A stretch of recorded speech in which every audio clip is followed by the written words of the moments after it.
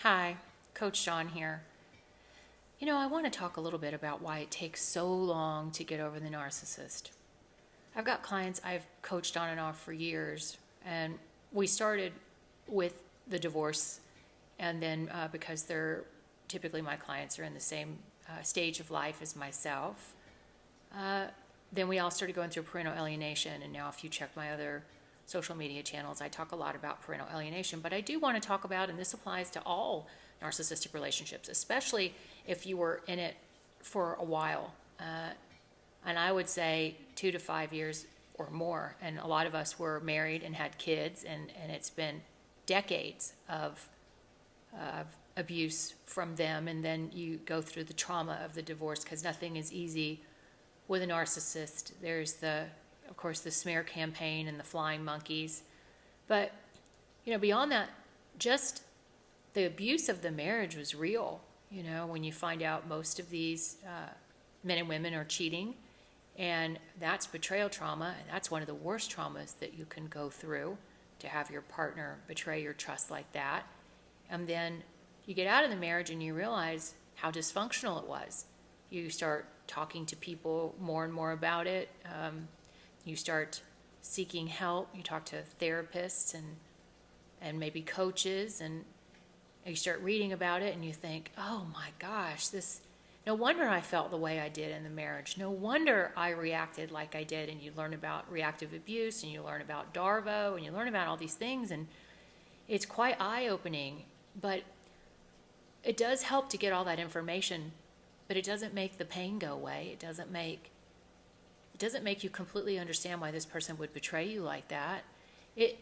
It's mind-blowing to have somebody that you love actively working against you, actively trying to hurt you, calling the police on you and trying to have you committed, or trying to drive you into the ground with all the back and forth and the playing of the games. And it is a real mind-blowing experience, and it is beyond painful.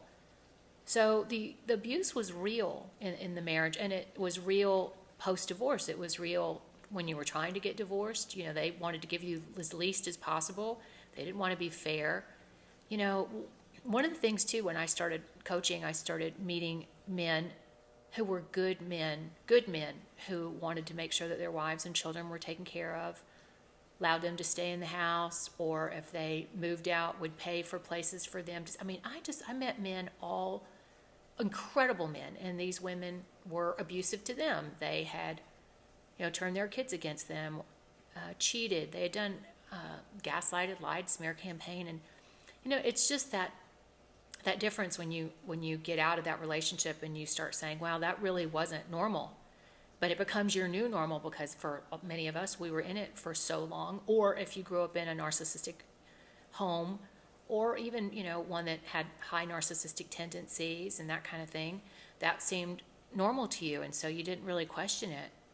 But another reason why it takes so long to get over a narcissistic relationship is the PTSD. That's a real thing. I used to do fight, flight. It's fight, flight, freeze, or fawn, right? Fight and flight were mine. And I think that's a lot of people's, but there are people who fawn, which means that they don't know what to say, and they kind of cow, and they don't know, they just back away. They're maybe avoidant when it comes to arguing or any of that kind of thing. Or they freeze. They just don't know what to do. They just don't know what to do. They're in such shock maybe, or their system just shuts down. But I think a lot of us go into fight, and that's where the reactive abuse comes from, and they use that against you. What are you supposed to do when you've been poked at for years and years and years and years and years? Eventually you're gonna say something. You're gonna speak up, and that doesn't look real pretty, especially when the narcissist, is basically doing DARVO, and they're sitting back and they're really calm, and you're, I can remember hyperventilating, and he would pat me and he would laugh. He thought it was funny. You got your spouse into such a state that she's literally, I just couldn't believe that he would say and do the things he was doing, and he would pat me, and he thought it was funny, that narcissistic smirk. I remember the first few times I thought, is he smiling? And I'd never heard of the narcissistic smirk. I had no idea what it was. And then when I started learning about narcissism, I was like, oh my God, he was. They enjoy your pain. And so when you come out of these relationships, PTSD is real. And I get my little dog, she's whining. It's real, and you struggle with that. It's a real thing. You struggle with it with your kids. I know it's easy to see their dad or mom in them sometimes, and the way they treat you because they've been taught that's okay. And especially, the next thing I want to talk about is the kids, because then you go into, if you've been in these long relationships, you go into, parental alienation. You're still dealing with the PTSD and the trauma of everything that you went through. And then the kids are taught that your suffering is not okay. They're watching their narcissistic mom or dad move on, and it doesn't affect them, obviously, because they don't attach. And so your kids are looking, and I remember my therapist saying, well, Shawn, if you were in a room and a man pistol whips the crap out of you, and your kids are in that room, who do you think they're going to go stand behind? You, laying on the floor, bleeding, or the man with the gun? And I thought, well, I guess they're going to go stand with the man with the gun. And she said, yeah, because they're going to look and say, I don't want to end up like that. That's not how I want to end up. And so many of us, when we come out of these relationships, we're broken, we're hurting. I mean, just in a normal, whatever normal is, divorce. I was in this divorce care group, and almost everybody in there couldn't go to work. They were really hurting, had a hard time functioning, showering, and this because divorce is traumatic. And they didn't even go through what so many of us go through with a narcissistic ex. And I know I couldn't get out of bed. I know I was crying all the time. I was hurting all the time. It was some tough years there. And then, they're still coming at you with lawsuits and using the kids as pawns. And you're dealing with the smear campaign. I know he had people attack me online and make videos of me. And it was pretty traumatic for a while there. So it's not like you just come out and you can go on with your life and you're co-parenting together, and it doesn't work that way. They use their kids to attack you as well and say horrible, cruel things to you and do really terrible things to you. So you're still dealing with all of that PTSD and that trauma. And then you've got the kids. Then you roll into parental alienation. And if you ever doubted you were with a narcissist, just wait, because they're going to tick the next box, which is parental alienation. You start realizing, of course, you knew your kids probably were being turned against you. I remember when I really certainly knew that was happening. I'd gone out to the car I was leaving to go make a return, and I forgot something, and I walked back into the house, and my youngest son, I heard him say to his dad, every time your wife leaves is not a chance to diss on your wife. And I remember, oh my God, he's talking about me to my kids. And I couldn't, the kids, as they were teenagers, and so they were being more mouthy and disrespectful and that kind of thing. And I just thought it's because they were teenagers, and then come to find out that was not why. And with anything, if you teach a child a certain thing, that's what they learn. Raise them in the church, and they tend to go back to church. Maybe raise them with good values, and they'll continue to have hopefully good values. Well, if you raise them to hate their mom or their dad, or that there's something wrong with the other parent, or to always treat the other parent with disgust or disrespect, well, that's what they're learned. That's what they're taught. It's just like I've seen many children, take an animal and pet it, or take an animal and hit it. Well, they learned the hitting from the parent. Parents, you can hit the dog. The child walks up and hits the dog. They think that's okay. Children learn. They learn how to treat the other parent, period. So then you deal with all the parental alienation. So, if you ever had any doubt that you were with a narcissist, well, then they go check that other box. They move on quickly. They get married quickly. They were cheaters, manipulators, liars. They have flying monkeys, the smear campaign. And then there comes the next box. And you're like, damn, came for the kids too. Wasn't enough to destroy your marriage. Wasn't enough to destroy your partner. Wasn't enough to lie to your partner's face and lie about them and turn friends, neighbors, family against them. You had to do it with your kids too. And that's that control. These people are, as you know, very mentally unstable.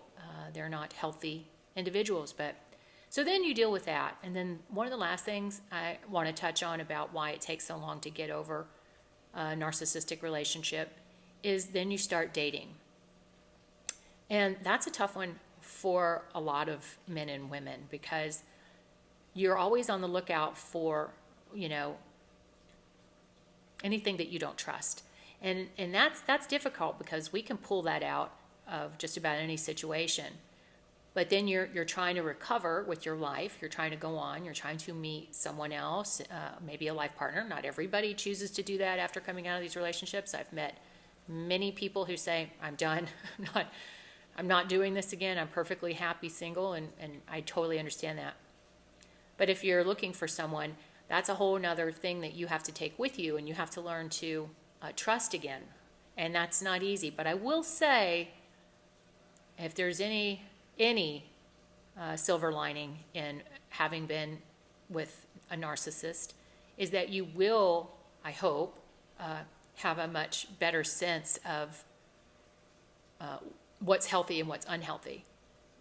I know for me, for the most part, I've been really blessed and saying, no, this wasn't right. And usually I haven't been disappointed yet. And I think we all walk away, hopefully, with a better sense of who we are and what healthy is, and how we want to be treated, or how we want a relationship to go, and to definitely listen less to the words and focus more on the actions. It's really important, as we all know, to watch what people do.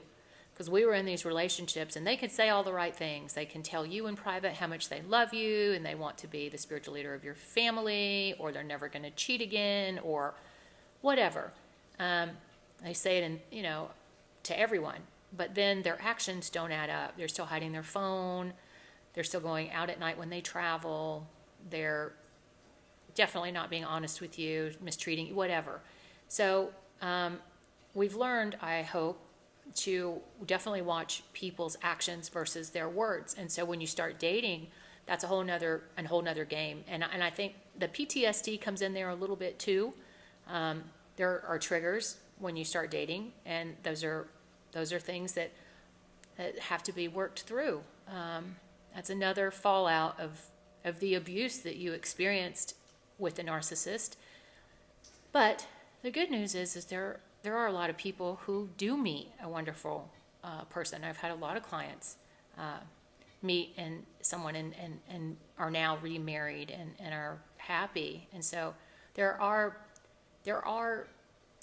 beautiful endings to these really tragic relationships that end in divorce, and so much harm to the family unit, ongoing harm that goes into generations. But I do see people who do recover. Are you ever fully recovered? I mean, I think of it like this. It's like a scar, Sorry, getting hot. It heals, but it's always there. It'll get lighter over time, but it's always there. And I wouldn't look at it as a horrible thing. It was a very valuable life lesson. Not a lesson that any of us wanted to learn, but for whatever reason, we needed to learn that lesson. And so, I will say, again, it is very difficult to get over a narcissistic relationship. It does take time, and there are many stages, and I only touched on a few here. But my point in the video is to let you know that you're not alone, and to explain why maybe there is so much healing to be done after these types of relationships. So I hope that has helped, Coach Shawn, and I look forward to seeing you in the next video.